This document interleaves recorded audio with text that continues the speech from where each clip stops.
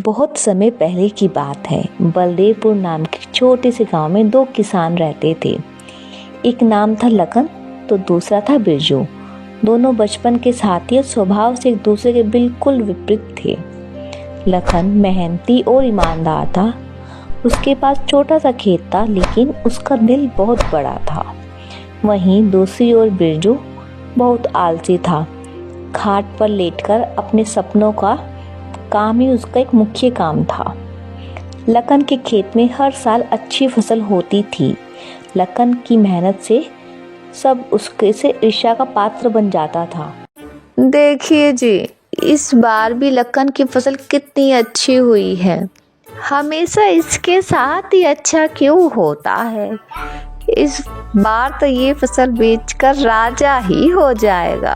अरे भाग्यवान, तुम परेशान मत हो। इसको हम राजा नहीं होने देंगे। मेरे जीते जी ये कभी राजा की जिंदगी नहीं जी सकता। लखन के खेत में हर साल अच्छी फसल होती थी। लखन की मेहनत से सब उसके से ईर्ष्या का पात्र बन जाता था। अरे वाह, इस बार तो फसल बहुत अच्छी हुई है। लगता है इस बार अच्छी खासी कमाई हो जाएगी। अजी क्या हुआ, आप इतनी देर से क्यों आए? इस बार हमारी फसल अच्छी तो हुई है ना? हाँ, तुम बिल्कुल सही बोल रही हो राधा। खाना लाओ, बहुत जोर की भूख लगी है। जल्दी सोना है आज, क्योंकि कल सुबह 4 बजे खेत में भी तो जाना है। अजी ये तो बहुत अच्छी बात है। इससे हमारा गुजारा बसर भी ठीक हो जाएगा। अरे राधा, ये समोसे कहाँ से ले आई तुम? क्यों जी, क्या हुआ? अच्छे नहीं लगे क्या? अरे नहीं भाग्यवान, ये समोसे तो बहुत ही स्वादिष्ट है। ऐसा मन कर रहा है कि खाता ही रहूं। तुमने बनाए हैं क्या? हाँ जी, मैंने अपने हाथों से बनाए हैं। और ले आऊं आपके लिए? नहीं नहीं भाग्यवान, इतने काफी है। बाकी के सुबह खेत में खा लूंगा। फिर खाना खाकर दोनों आराम से सो जाते हैं। जैसे ही सुबह के 4 बजते हैं तो अचानक से राधा की नींद खुल जाती है और राधा देखती है कि मौसम बहुत खराब हो गया है। ये भगवान, अब तो हमारी सारी फसल खराब हो जाएगी। सुनिए जी, जल्दी से उठ जाइए। मौसम बहुत खराब है। हमें जल्द से जल्द अपनी फसल के लिए कुछ व्यवस्था करनी पड़ेगी। ए भगवान, इतनी तेज बारिश! भाग्यवान, अगर ये बारिश ऐसे ही होती रही तो आज हमारी फसल नहीं बच पाएगी। वे दोनों बैठे बैठे बारिश रुकने का इंतजार करते हैं। सुबह होते होते बारिश थम जाती है। भाग्यवान, अब बारिश तो रुक गई है। चलो खेत चलकर फसल को देखते हैं। फिर वे दोनों अपनी फसल को देखने खेत की ओर चल पड़ते हैं। वे दोनों खेत पहुंचकर देखते हैं कि उनकी लगभग आधी फसल बर्बाद हो चुकी है। ए ऊपर वाले, ये क्या किया तूने? हमारी सारी मेहनत को पानी में मिला दिया। लखन ये सब बोल ही रहा था, तभी अचानक से जोर जोर से हवाएं चलने लगती है और आसमान से बिजली के साथ तेज तूफानी बारिश शुरू हो जाती है। देखते ही देखते लखन की सारी फसल उसकी आंखों के सामने बर्बाद हो जाती है। वह दोनों बेचारे दुखी मन से वापस घर की ओर लौट आते हैं। फसल के बर्बाद होने से लखन बहुत चिंतित हो जाता है। उधर बिरजू बहुत खुश था। मौसम की ओर देखकर बिरजू अपनी पत्नी से कहता है, देखो, मैंने बोला था ना, वह अमीर नहीं हो पाएगा, और ऐसा ही हुआ। ए जी, लेकिन हम लोगों की भी तो फसल बर्बाद हो गई ना। आप इतने खुश क्यों हो रहे हो? आपको तो दुखी होना चाहिए। अरे भाग्यवान, हमने तो अपने खेत में उतना पैसा ही नहीं लगाया और नहीं उतनी मेहनत की है, तो इसलिए मुझे तो बहुत खुशी हो रही है। लखन की सारी फसल बर्बाद हो गई। हमारा तो जब भी इतना ही फायदा नहीं होता, कम से कम लखन हमसे ज्यादा अमीर तो नहीं हुआ। मैं इसी में ही खुश हूँ। उधर लखन को उसकी पत्नी सब्जी दिलाती है। 5 से 6 दिन लगातार बारिश होती जा रही थी, रुकने का नाम तक नहीं ले रही थी। लेकिन लखन को फिर भी उम्मीद थी कि शायद कुछ फसल तो बच ही गई होगी। इसलिए वह फसल देखने खेत में जाता है। वह खेत में पहुंचकर देखता है कि उसकी सारी फसल बर्बाद हो चुकी है। खेत में फसल का नाम और निशान तक नहीं है।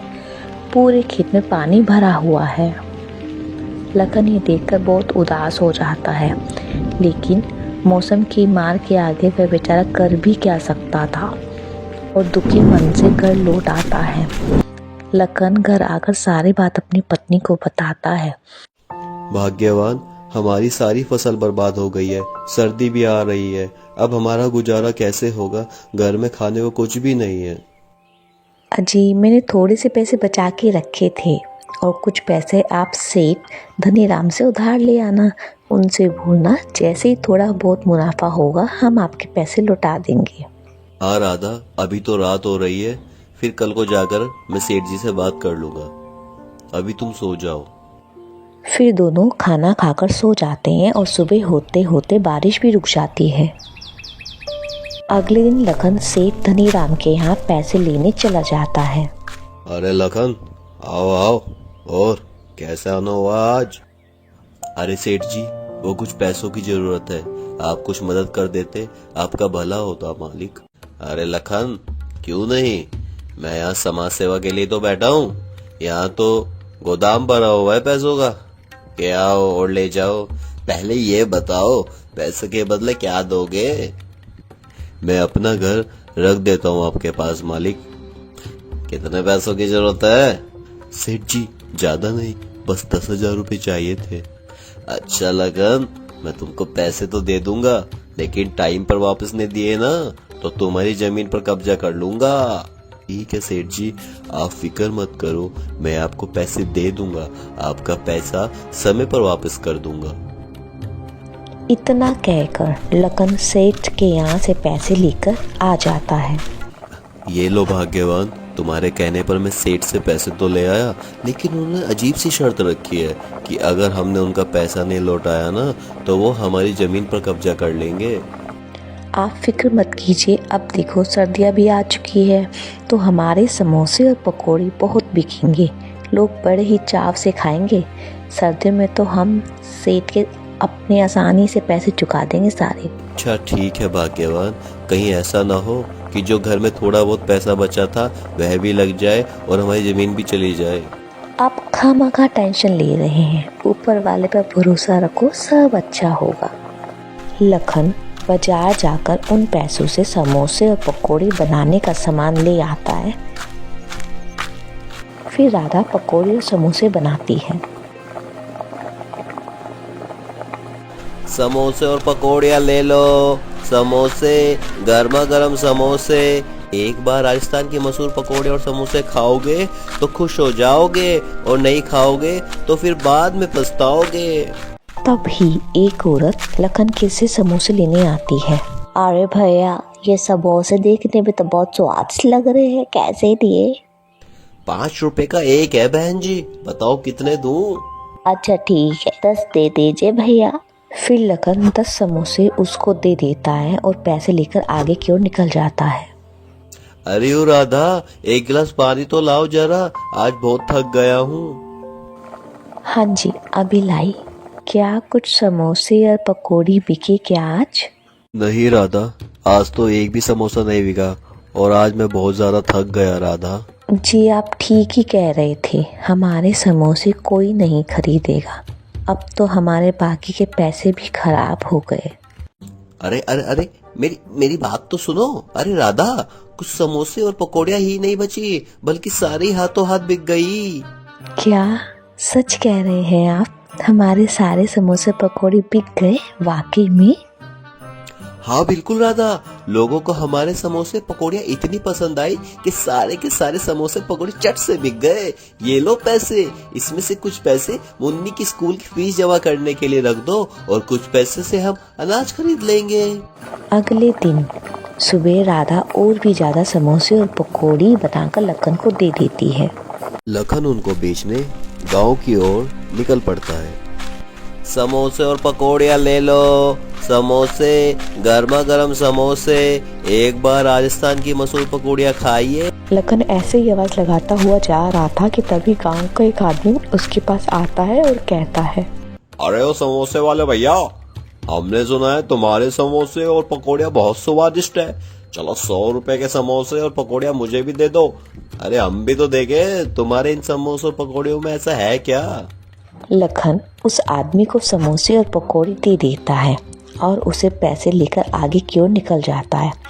धीरे धीरे उसके सारे समोसे पकौड़ी बिक जाते हैं। जैसे ही शाम होती है लखन घर आता है। सुनो राधा, हमारे समोसे पकौड़िया तो पूरे बलदेवपुर में बहुत चर्चे हो रहे हैं। अब मेरे गांव में जाते ही सारे समोसे और पकौड़े चट से बिक जाते हैं। जहाँ लखन एक टोकरी में समोसे और पकौड़े बेचा करता था, अब उसने एक बड़ा सा ठेला ले लिया था। ठंड के कारण लखन के समोसे और पकौड़ियों की बिक्री अब 20 गुना हो बढ़ गई थी। अब उनके पास ग्राहकों की भीड़ लगी रहती थी और उसे रोज अच्छा खासा मुनाफा भी होने लगा। लखन और उसकी पत्नी अब खुश थे क्योंकि उन्होंने जो सपने देखे थे अब वो धीरे धीरे पूरे हो रहे थे। एक शाम जब लखन और राधा अलाव के पास बैठे हाथ सेक रहे थे, तभी गांव का मुखिया उनके पास आता है और उनसे कहता है, सुन लखन, परसों मेरी बेटी पिंकी की शादी है और उसमें मुझे तुमसे 100 आदमियों के लिए समोसे और पकौड़ियाँ चाहिए। क्या तुम मुझे बनाकर दे सकते हो? अरे जी मालिक, क्यों नहीं, आपको अपना सामान जल्दी ही मिल जाएगा। उनकी सारी बातें बिरजू और उसकी पत्नी एक पेड़ के पीछे छिपकर सुन रहे थे। तभी लखन उन्हें देख लेता है और उन्हें जाकर कहता है कि भाई बिरजू, सारा खेल ईमानदारी और मेहनत का है। जब हम पूरी ईमानदारी से अपना काम करते हैं ना, तो उसका फल तो मिलता ही है। ईश्वर भी उसी से सुनता है। मैं तो कहता हूँ तुम भी ईमानदारी से हर काम किया करो, दिन दुगनी रात चौगुनी होगी तुम्हारी।